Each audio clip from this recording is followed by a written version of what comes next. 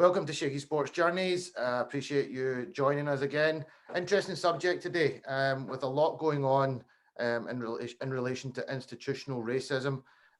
Recently, ECB and Yorkshire Cricket have had the microscope on them. It seems to have travelled into Scotland as well. I will be seen as an enemy to many because I was one of the players that spoke of lived experience. But what I thought was the best thing I could do and is bring together some experts. And I've got two very good experts here with me today who hopefully can shed a bit more light. So I say hello to Tom and I say hello to Adam. Gentlemen, if one after the other, you could please introduce yourselves and tell us a bit more about yourself.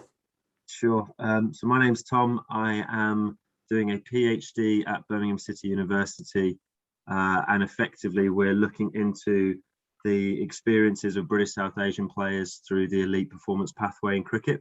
A few of my research results have been discussed and sort of distributed around the media recently. You might have seen, I'm sure we'll get into some of that, but that's the reason that I'm here. And Adam's also at BC. I'll let him introduce himself. Thank you. Cool, thanks for having us on. My name's Adam Kelly. I'm a course leader and senior lecturer for sports coaching and physical education at Birmingham City University. I'm overseeing Tom's project as the Director of Studies. My research background is broadly around sort of talent identification and development in sport. And more specifically, recently I've been looking at organisational structures to try and create more appropriate settings for youth. So I've been looking a lot recently around birth advantages, relative age effects, and social cultural influences that can impact talent pathways. So yeah, great to be here and chat about this topic today. That was rehearsed. Well, I can say hand on heart, you're both far more intelligent than me. So I will try not to act like I know much on this podcast. I'm here to learn. My first question, I guess, is to did you play cricket yourself? Do you play sports in general? Tom? Yeah, I played cricket. I played down, I guess, for years at Warwickshire up until I was 19. I still play Birmingham Premier League cricket at a club called Ombersley, which is actually based in Worcester now. I also had a little dabble when I played for Denmark through some grandparent who once visited Denmark or some sort of obscure way I qualified. But I played for them when I was sort of 15 to 17 as well. So I've been in and around cricket for a long time. I've also coached at Worcestershire and Warwickshire County Cricket Clubs as pathway coaches, and at Warwickshire on the academy and EPP, and I'm the assistant coach for the women's team as well. Well, man, I couldn't have done my cricket CV that well. I don't think I could have done a good. You boys have done this before. Let's see. Adam, what about yourself? You're muted, Adam. Rookie. You're muted. Yeah, that old chestnut. Yeah. So my cricket background isn't as extensive as Tom's. It probably goes as far as park. When I was growing up, I did used to enjoy, playing out on the streets and stuff, but never really at club or school level. So a lot of this is new to me in terms of like the professional knowledges, and it's been great having Tom on board with the project, having that professional knowledge as well as the sort of expertise around athlete development. My background is more specifically in football. So I grew up playing football as an academy player, and then went on to have an illustrious non-league playing career with the likes of Salisbury, Truro, Paul Town, Weymouth. So yeah, played at a half decent sort of non-league level in football, and whilst I was doing that, working full-time as the head of academy sports science at Exeter City Football Club, before I delved into full-time academia around 4 or 5 years ago. So I started translating some of my knowledge in football into other disciplines such as cricket, rugby, squash, basketball. So yeah, it's been great to work alongside Tom because he's taught me a lot about cricket, specifically around the professional stuff, and yeah, it's been a good partnership. Brilliant. So you're both not just two researchers and intelligent people. You've got good sporting backgrounds as well, which makes this chat even more interesting today, I think. my first question now, I don't mean this to sound racial in any way, because I'm trying not to continue using the word white all the time, because I'm starting to feel that it's getting targeted, and that's not the case. I actually have a white mum and a white wife, so it's not anything like that. But the question I ask is, as two white men, what sparked the interest to get involved in the minority experience at grassroots and at elite level? I guess I'll go first with this one, because the project sort of started before Tom was about. Conversation with Paul Greetham, the academy manager at Warwickshire County Cricket Club. And he was talking, or we were just chatting about potential projects we could look at based on a new collaboration between Birmingham City University and Warwickshire. And one of the things he identified was the fact he had a large proportion of British South Asian players coming into his male talent pathway. However, there wasn't many translating from that youth level into senior professional levels. And essentially he wanted to know, why isn't this large pool of talent translating to senior levels? And so I think to start with, it was almost like, what are British South Asian players doing wrong within this talent pathway, and how can we try and help them more with regards to what they're doing wrong? But, you know, since Tom's come in, who probably had a similar sort of perspective, it's almost like flipped itself on the head in terms of like what we're doing wrong with regards to the organizational structures that we're creating in order to facilitate diverse pathways for all different types of learners and people from all different types of backgrounds. And so that was mainly how the project came about. And, you know, Tom probably had more information around his preliminary findings and how he got involved as well. Yeah, I mean, from my point of view, I obviously, like I said, I grew up at Warwickshire, and quite a lot of my friends were Asian cricketers. And not only that, I was coaching on the pathway at the time those conversations were happening. And they had Kadir Ali and Mo Sheikh, who were kind of the performance coaches at Warwickshire. And I spent a lot of time talking with them, and quite openly, because we spent a lot of time, our schedule kind of meant that we had coaching at like 12 till 2, and then we had nothing until sort of 5 till 8. So we had a lot of time like messing around, sort of chatting with each other and doing stuff, and it inevitably came on to asking questions like Adam's outlined there, like what's happening to all the Asian players. And as Adam said, we have to kind of be open and honest when we go through this process. Our mindset was always, we want to help, but what are the Asian players doing wrong? How can we help them? How can we create something for them, or create some way of communicating with them to make it better for them? And actually, the further down we went through the process, we realized, yes, there were some things that Asian graders were doing, you know, a bit wrong and maybe could be doing better, but ultimately it was nothing that equated to the. Can you give me a few examples, please, though? Can you give me a few examples? Of which, sorry? Of just some of the things that were you maybe seen that they could have been doing better on and weren't doing so well. So there was a lot around training types. So there was a bit about how, not to get too sort of heavy with stuff, but one of the biggest things around the biggest differentiator for becoming a professional or achieving success at the higher end of the game is something called perceptual cognitive skills. And that's the ability to pick up cues from a bowler and react quickly. You hear this sort of anecdote that players, he looks like he's got more time on the ball. And that's literally because they do have more time on the ball. They're picking up cues earlier. And the way you develop that is from one of the ways you can develop that is from effectively facing a lot of bowlers. And what we found was a lot with the Asian players, their scores were slightly lower at some point. Nothing hugely significant, but it was sort of hypothesized that it was around a training type, because there was a lot of time spent on machines, as opposed to facing bowlers in training. That was kind of like from a skills point of view. More from a development point of view, there were also things around, and these were the things that were highlighted by the coaches for us to look into. And it was sort of, how independent are these young Asian men compared to these young white men. And effectively, some of the stuff we ended up looking into is that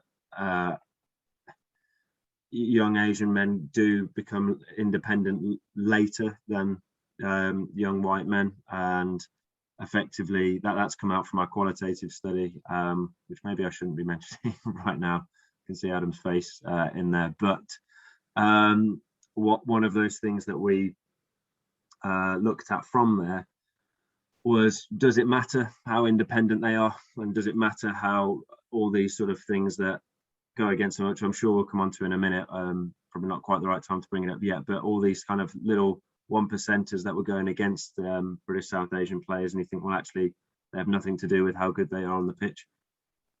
I think Interesting. I was just going to add to Tom's point, and that last one is, we recently published a paper around trajectories and the performances from players at under 10 all the way through to adulthood.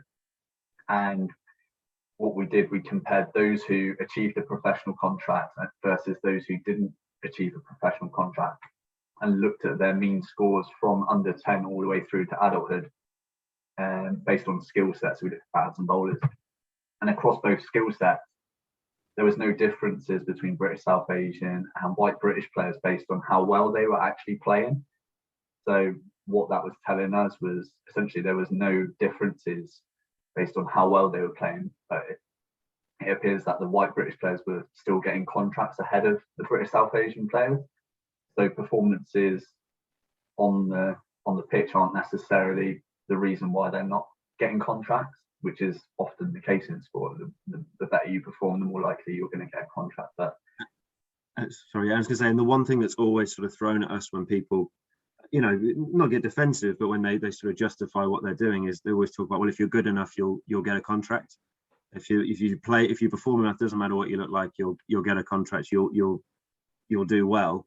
And we sort of propose a counter to that narrative that, well, statistically speaking, there's no differences in their performances, yet there's a significant more amount of white guys from this sample getting signed than Asian guys.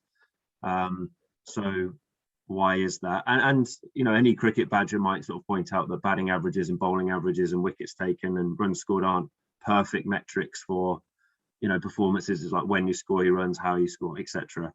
But we had a sample of over 250 players, so you would think that throughout that you know, batting and bowling averages were actually pretty accurate measurements. Very interesting, very interesting. I'm processing a lot of that from my own lived experiences, and it does make sense. That all made sense. My next question then is, please tell me about some of the research you've got there. I know, I'll put this out there, I know there's some things you can't talk about, and so only talk about what you're able to do and the results have been found. But please tell me some of the research you've carried out, who for, and then out the back of that, some of the results that you found.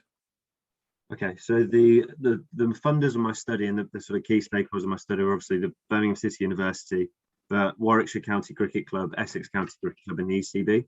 So we've been reporting our findings over the last 3 years to those three stakeholders, as obviously, as well as the university. And what we found was, and this is the stuff that basically got a lot of media attention, was around the disparities between recreational cricket and professional cricket in representation. 30% of recreational cricketers are British South Asian in England and Wales, compared to only 5% of professional cricketers. And what we had to identify was, is that 5% a reflection of the talent pathways, or is that, and therefore we need help getting recreational cricketers into talent pathways, or is it that there's a problem in the talent pathways in regards to becoming professional cricketers? And we identified that 20% of talent pathways across the country, as the average, at the first class counties, were British South Asian players. So whilst that's lower than 30%, it didn't signify significant differences between recreational and talent pathway, but there was a massive significant difference between talent pathway and professional cricket. And we identified that, especially when you added schooling onto the background, onto the equation, so which school you attended over private school or state school. So if you were white British and privately educated compared to white British and state educated, you were 13 times more likely to become a professional cricketer. And if you then were white British and privately educated versus white British South Asian and state educated, you were 34 times more likely to become a professional cricketer. And with those numbers, I have to try and emphasize that they are massive skews. We work in research obviously full time, and we see odds ratios of sort of 2 or 3 times more likely, and then we get, oh, that's a big difference. So to see things at 13, 34 times, that's a significant margin of sort of disparity between the two. Gentlemen, people think I'm jumping on the bandwagon with, I've had a few comments, mostly over direct messages, where people, since I've spoke out about my lived experience, along with another fellow ex-teammate, Majitak, who was leading wicket taker for the country, I'm being told that, institutional racism. When I went on Meet TV the first time, I said, I don't know if they're institutionally racist. However, educating myself a little bit more on institutional racism, I'm realizing that it's something that's very subtle. I wasn't being sworn at and slurred at every single day. Absolutely not. That happened a lot less. But what would your response to that be? Do you think talking about lived experience is jumping on a bandwagon, or do you think that's just the way it is? Not at all, but I think what we have identified, and Adam will certainly be able to add to this as well, is that we've identified that throughout the pathway, it's sort of a cultural ignorance towards different cultures, and so the pathway doesn't appear to be set up to accommodate for these differences. In fact, it almost judges against those differences. And just to give a couple of sort of large examples of that, so they are subtle, but you look into things like the notion of character is always sort of thrown out there as a key differentiator in whether you select someone or not, and that is a completely sort of subjective measurement as to, well, is anyone a good player or not. Character might be different for between even the three of us, and there are, when you don't understand the cultural needs or the cultural differences between the players you have, that notion of character actually becomes quite a dangerous thing to measure by. So things like, typically Asian lads, to show a sign of respect, won't challenge authority, will look down when being spoken to by an authority, won't make direct eye contact, won't question what they're being taught. And in their world, they're making, they're trying to show respect at as strong a level as they possibly can, but it's actually being misinterpreted by coaches as sort of acts of defiance or a lack of interest. He's not listening, he's not engaged, he's not offering much. And effectively, we're trying to point out that, again, these things have nothing to do with how good you are at cricket. And until you understand who you're coaching with, these subtle things all add up to large biases against minority groups. Yeah, it makes sense. So what I'm kind of getting here is, and my understanding of things and what I've processed, especially with the Azeem Rafiq situation, and then comparing it to my own lived experiences, this all comes from kind of the top. The people keep saying boardroom level, and I'm getting my head around that a bit, because not everybody you meet is racist at all. It's not that they are necessary. People, I think, just assume institutional racism means you'll call somebody a racial slur on the street, that makes you racist. So it's the organization as a whole that really, if you don't have a diverse group of people at the top, then they're all going to think in one way. Is that fair to say that? Adam, do you want to say anything on that? Or? I think it'd be good if you talk.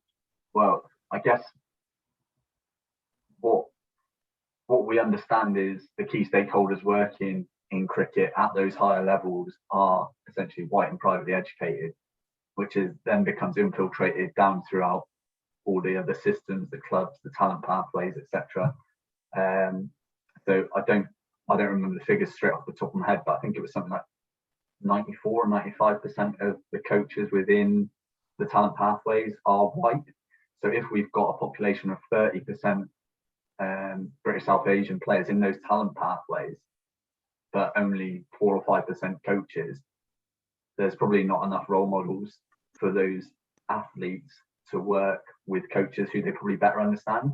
And I would say, like, white coaches probably don't necessarily understand the differences in social cultural influences that Tom just mentioned. So, for example, if a British South Asian player is doing something, a white coach might think that they're doing it for the wrong reasons, whereas it might be because they're doing it for the right reason. And I think like we can better understand this through coach education and helping white coaches and British South Asian coaches better understand how we can be more inclusive with all the players within the talent pathways. But that like you say, it comes from the top in terms of having more key stakeholders who are British South Asian to try and inspire the next generation of British South Asian players. Yeah, I also think when you look at it, one of the other things we highlighted was, where do we get all our notions of best practice from? So if you look at research as well, we get a lot of research from sort of these typically westernized or individualistic countries. So there's the argument of individualism versus collectivism, and individualism is a very westernized trait that is effectively values the individual, and you look at things like I said before, like eye contact, challenging authority, kind of being your own person, being very independent and looking after the individual, whereas collectivism is more looking after the group, and is typically seen more in Aborigine and Asian cultures, where the family or the group interest prevails over the individual's interest. So when you look at countries that are more individualistic compared to collectivist, that's effectively, we get a lot of our research and a lot of our sort of knowledge of what best practice in coaching is from individualistic countries. Additionally, when you look at like the international game and you look at who are the big time coaches coaching in the IPL, the international games, or the franchise leagues, it's typically Australians, New Zealand, some South Africans, some English. You very rarely see sort of Pakistani, Sri Lankan, Indian coaches. There obviously are examples, but they're underrepresented. They're few and far between. Yeah, exactly. So effectively, there's an argument, the entire discourse around what is best practice for coach talent ID and development is going to be biased towards this sort of westernized individualistic trait, which marginalizes those from minority groups, or not to the extent that they can't achieve anything. It's just they have to work harder to fit in, as well as, you know, achieve the difficult task of maximizing their potential and doing well. And one of the quotes we sort of take out of this is that talent breaks the mold. If you are good enough, if you are that good, like a Moen or a Joffre or something, you'll break through regardless of all these things. And that's why the England team usually is quite diverse, because all that talent filters up to the top, or to the England and the England Lions, etc. But below that, there's very few, there's very little representation in kind of, like, don't mean to disrespect for anyone, but like, the average first class cricketers. I actually highlighted that today. I've done a couple of posts today. I was thinking in my head of how many Scottish Asians have Scottish South Asians, as you would say it from the British point of view, have played since around 2000 to 2021. I don't think I could make a cricket team out of it.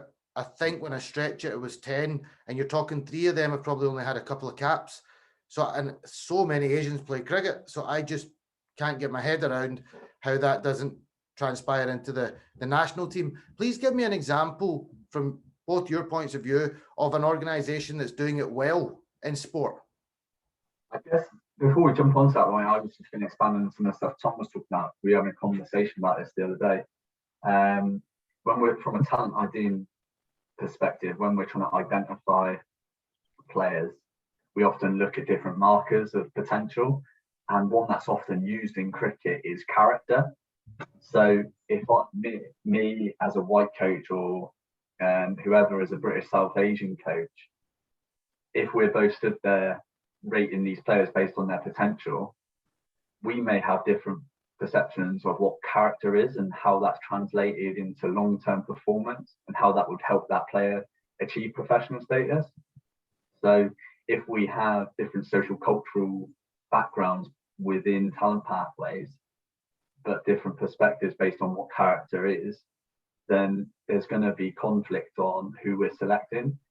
So if we're overrepresented by white coaches or white stakeholders who are designing these pathways, it's going to be focused more towards the character of white players and what their perceptions are of character.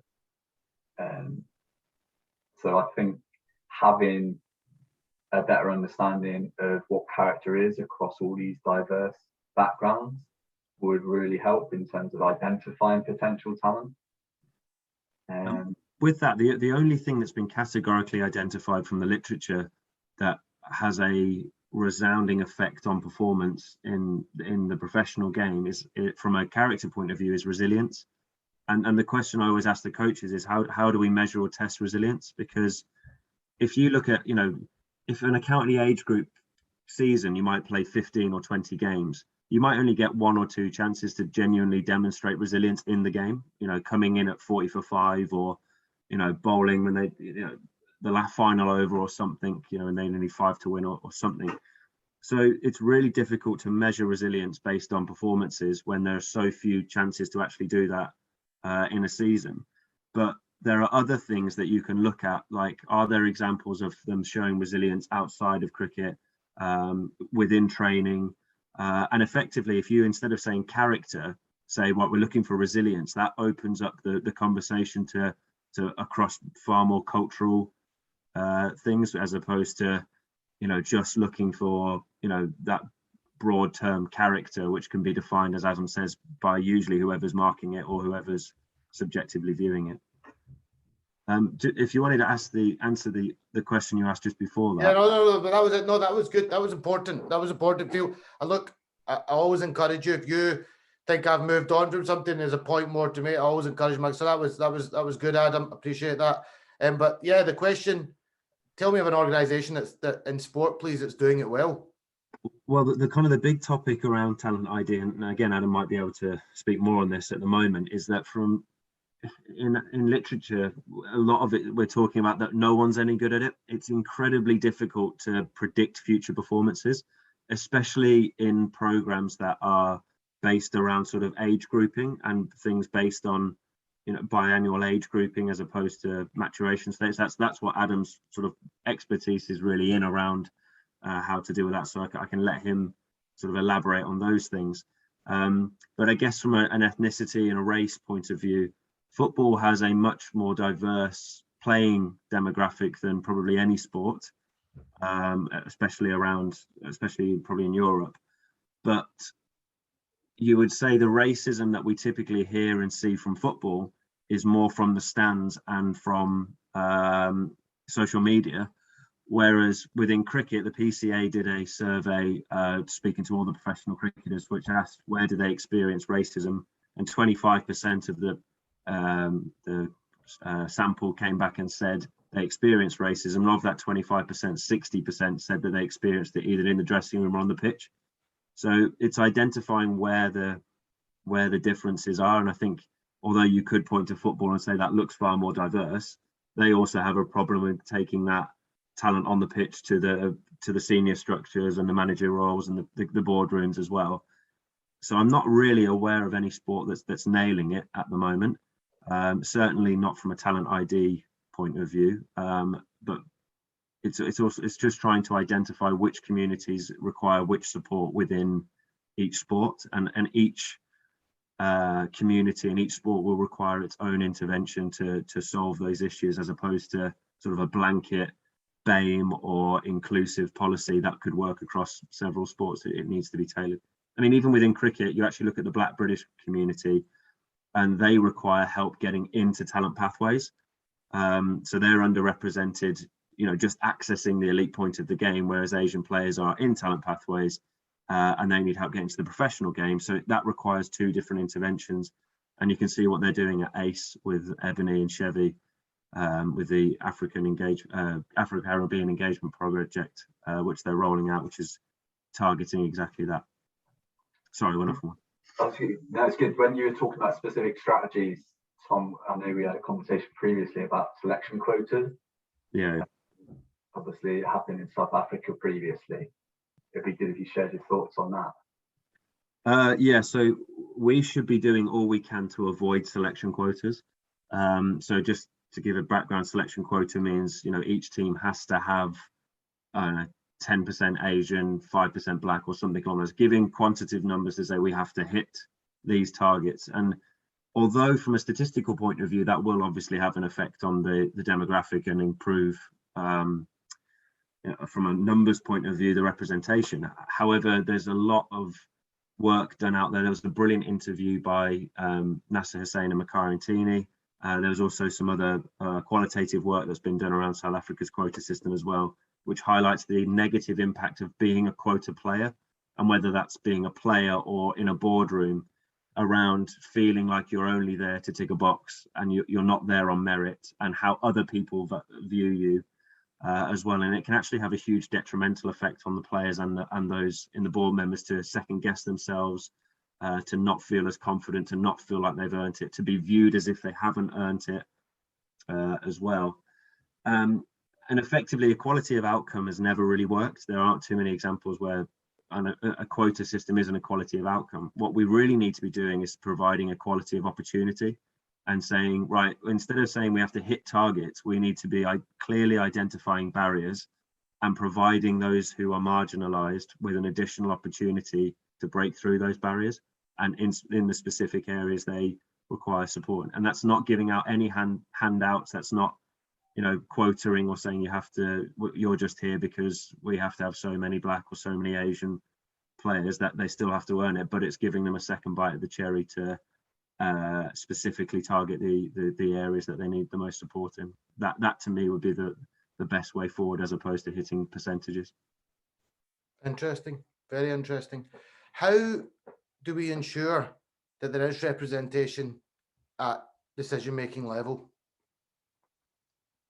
Well, like I just sort of mentioned there, I think if we go through from the decision-making level, maybe boards are the only place where positive discrimination of outcome, i.e. quotas, might be slightly more efficient, because I'm not too familiar, if I'm honest, with the process of becoming a board member and how you are selected, etc. But we need representation on boards because they're the decision makers. But we need representation that is genuinely going to represent the community they're from, or the community that they do represent. And part of the issue sometimes is ensuring that the people you're putting on have a voice and have an active say in what goes on. And it's not tokenism. It's not, you're here for this reason, but you don't actually have a say in what's going on. They need to be empowered, and also how to account that they are representing the community that they're supposed to. Yeah. Gentlemen, tell me a bit about other things that we can all be doing. How does it look when you come out the other end? Do you know yet about how to take it forward and it to start looking a lot better? How can you make it healthier in the near future rather than it taking long term? Well, we've just designed a program at Birmingham City University, or in partnership with Birmingham City University, called SACA, South Asian Cricket Academy. And effectively it's doing what I just described there, to provide opportunities for those players. We're going with a three-prong approach to look after players of British South Asian heritage, coaches of British South Asian heritage, and to continue funding research projects to effectively learn as quick as we can what to do to change the current climate. Because any initiative we put in place now, effectively, it's going to take real time. This is very embedded. The way we do things, to change the way we do things in this country, is not going to happen next year. You can have whatever system you want, you can have whatever initiative you want. It's going to take time. And in the meantime, a lot of these players and coaches don't have the time to wait. These 18-year-olds that are 18 now don't have 5-6 years to wait for the system to catch up with their needs. So effectively, we're designing a program that is designed to be a short to medium term fix of positive discrimination of opportunity. They don't get, like I say, contracts to professional sides or hit quotas, but we will play county second, or we're aiming to play county second 11s and minor counties, and as well as provide coaching opportunities for some pretty high profile coaches, to be fair, who have been given some pretty rubbish excuses as to why they're not in the game at the minute. So yeah, and support them with their coaching qualification and badges, as well as funding a couple of research projects. One that will be specifically looking into the female game, because I think I always get asked about the female game, and I've worked in the female game for the last 4 or 5 years, and my girlfriend's a professional cricketer in the female game, so I do have a vested interest in the professional game, but it's wrong for me to come up with those solutions because it's not where I've specifically researched it. It deserves its own research project and attention, as opposed to just sort of being tagged along with, you know, this is what happened in the men's game, just add it to the women's game and it'll be fine, because there will be completely different and unique barriers for British South Asian female engagement as well. I think with the female project as well, we're at a unique point where female cricket has just become professionalised. Obviously, last year just had their first professional season, and I think the inception of this professional league gives us a real good opportunity to make sure we do everything right with regards to equality, diversity, inclusion, and making sure that we're creating the right environment for every player to try and achieve their full potential as they go through talent pathways. So as we create these talent pathways for females, we want to inspire every single female who enters, well, regardless of their race or ethnicity, to try and be the best player that they can be at senior level. So I think, yeah, as we start designing those pathways now, it's really important we capture that. So I think, like Tom said, examining that now will be really useful for us moving forward. So of the professional demographic in the female game, there's 16 or 17 girls signed at England, signed for like central contracts for England, and one of them is Black British, Sophia Dunkley. But then below that, there are 67 domestic players who are full-time contracted, and only 2 of them, I believe it's only 2, might be 3, but I'm pretty sure it's only 2 of them are from minority groups. So one's British South Asian and one's Black British. So, you know, but what we have to analyze, like I said right at the start, is that a reflection of the talent pathways below them, or is that an issue in regards to grassroots and trying to engage different communities at that level? All lot things going off in your head when you guys are talking. It makes you think a lot. This is probably the least I've ever spoken a podcast, by the way. So that shows you're interesting. Just on the team and the academy that you guys have launched. Look, I think it's great. I think sounds like a great opportunity. Some may see it as slightly divisive, though. And are we not trying to go the other way on that?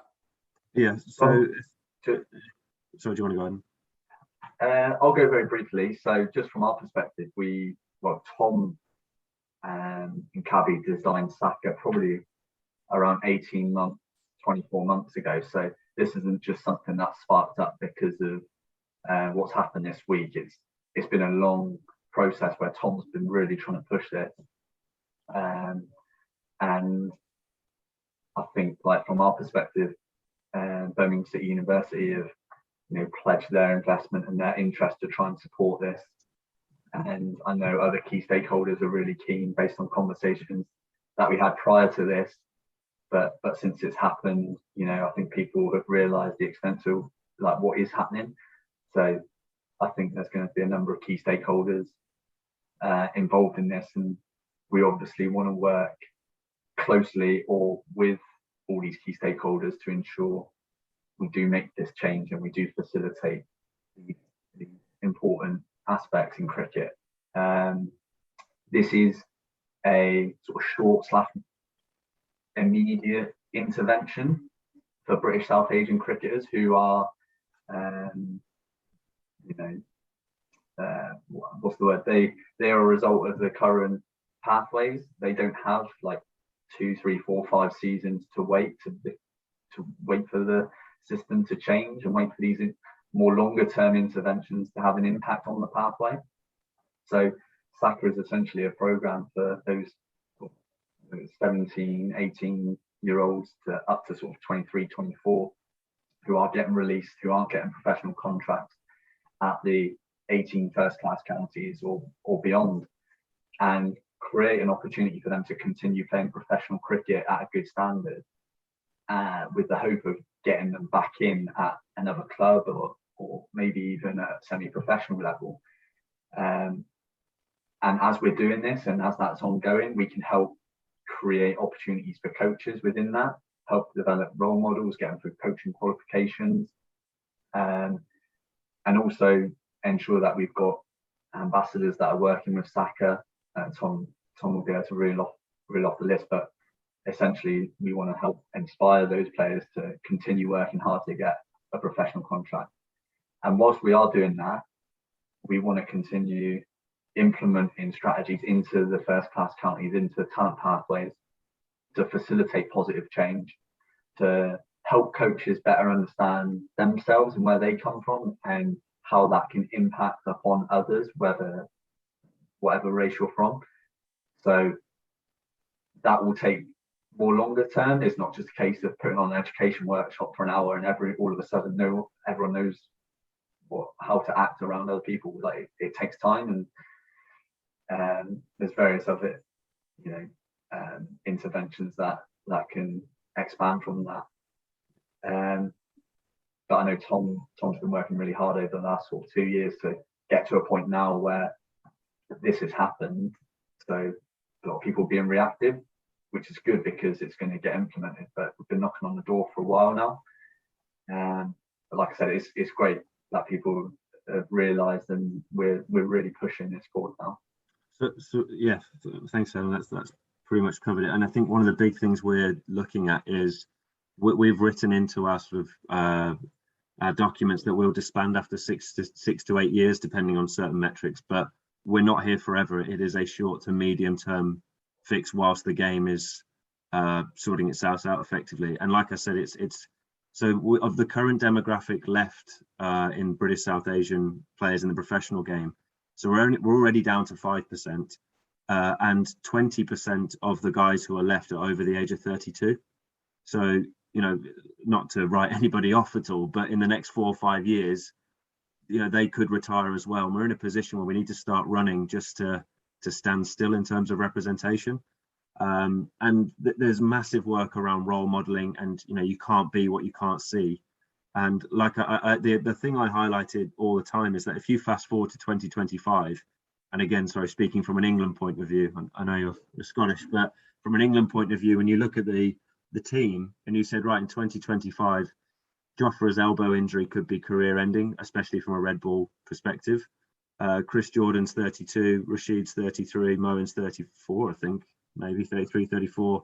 Tymar Mills, bless him, seems to break every other month. And you might be looking after all these initiatives, all this talking, all this, and in 4 or 5 years' time, the England team being whiter than ever and having less representation. We're putting a lot of eggs in the baskets of like Saj Mahmood, Hasib Hamid, and Verdi, making it, and that's putting a lot of pressure on those 3 lads to not only become excellent first class and professional cricketers, but representing the whole community, the British South Asian community as well at the elite game.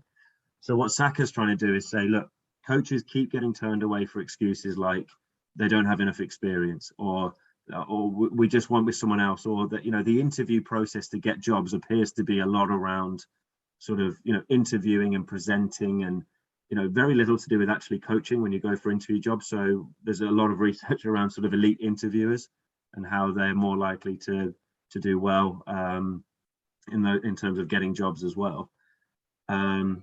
So the 3-pronged approach is provide players with an opportunity, and it is only an opportunity, it's not guaranteeing them a contract. Provide coaches with the experience and the chance to gain their qualifications, and as Adam said, continue with that research so that we can put it back into the game and fast track those long-term developments pushing through as quickly as possible.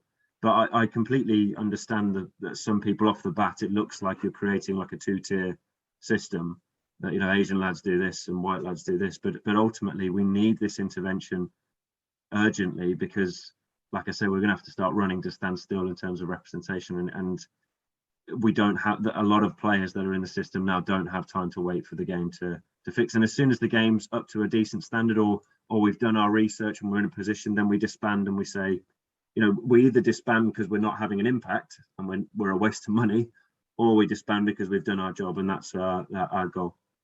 No, that's brilliant. Great. It totally makes sense. But yeah, you probably have had that question quite a few times, I would have thought, but it completely makes sense, because we clearly see as an institutional racism problem. It's been public knowledge down south. So yeah, it would be unfair for that era of players from British South Asian to miss out. So it makes complete sense. Okay, so this is now landed in Scotland. It's the awareness is there. You mentioned already actually that you don't think hardly any organisations are really dealing with institutional racism well. So it shouldn't be a major issue for everyone to just look at it and make it better. But what advice would you give to, let's say you were invited into Cricket Scotland's offices and they said to you, what do we do? I was just going to say, from my perspective, I think it's just, being honest about the contemporary times that we're in. Like 10, 20 years ago, we don't know what we know now. We didn't understand what was going on back then like we understand it now. So just being open and honest and recognizing that the previous structures did fail minority players or players from different diverse groups. So recognizing, acknowledging it, that and taking it on board, I think would be really key. And I think that would put trust back into everyone in the pathways. So I think that would be the first thing to me, is just recognizing it. And then secondly, what are we going to do about it, and making sure that interventions and positive change are adopted within the pathways and not just sort of brushed under the carpet in 2-3 months time when this all blows over. So I think, owning it to start with, and then really emphasizing the need to try and push it forward.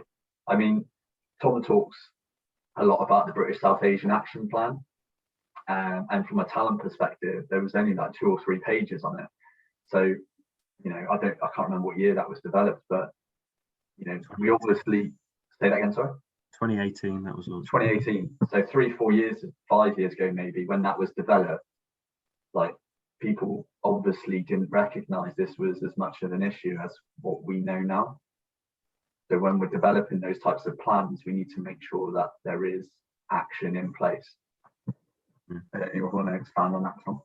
Yeah, I think from a coaching and a practitioner point of view, we're trying to, as one of my studies, together design a model for practitioners to utilize when sort of planning sessions and planning personal, what they call PDPs, personal development programs. And effectively what we're just asking people to do is really look at who you are and how you came to where you came to be and what makes you value what you value, and then look at the player and analyze where there's mismatches in those things. So the best coaching philosophy I ever heard, if you believe in coaching philosophies, was know the game, know yourself, know the player. And if you know those 3 things, then you've got a really good chance of developing. But I think what we do a lot at the moment is know the game, and we then try and we then have a structure that we try and push, fit, sort of shoehorn everyone in. We do differentiate at times. It's not a really rigid program, and I'm sure most practitioners would argue they do differentiate, but it's how they almost differentiate within the structure as opposed to completely building programs around individuals.